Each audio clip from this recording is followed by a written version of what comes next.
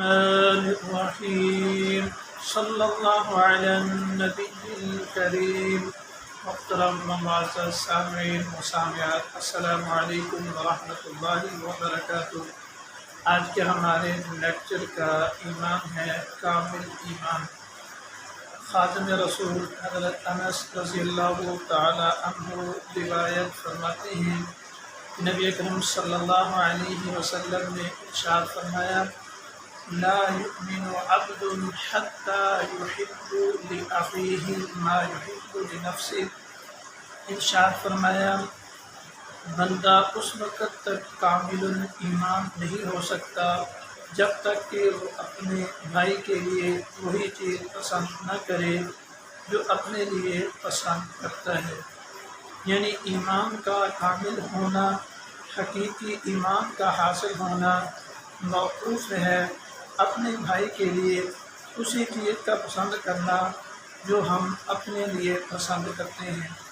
صحابہ کرام نے اپنے نفسوں پر، اپنی جانوں پر دوسرے کے نفسوں کو، دوسروں کی جانوں کو ترجیح دی۔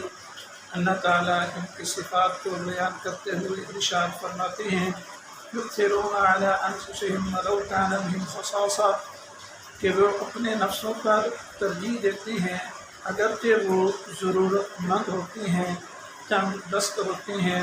غزوہ یرموک میں ایک صحابی اپنے بھائی کو پانی پلانے جاتے ہیں، تو جب وہ پانی طلب کرتے ہیں، پانی انہوں کے قریب کرتے ہیں، ساتھ والے دوست پانی مانگتے ہیں، تو انہوں نے اشارے سے کہا کہ میرے دوست کو پانی پلا دو، حتیٰ کہ دوسرے دوست تک جب وہ پہنچے، جب وہ پانی پینے لگے، منہ تک پانی پیا، تیسرے دوست نے پانی لیا، پانی طلب کیا، تو روایات میں آتا ہے کہ تمام کے تمام صحابہ کرام شہید ہو گئے، لیکن ایثار کا جذبہ ان کا قائم رہا۔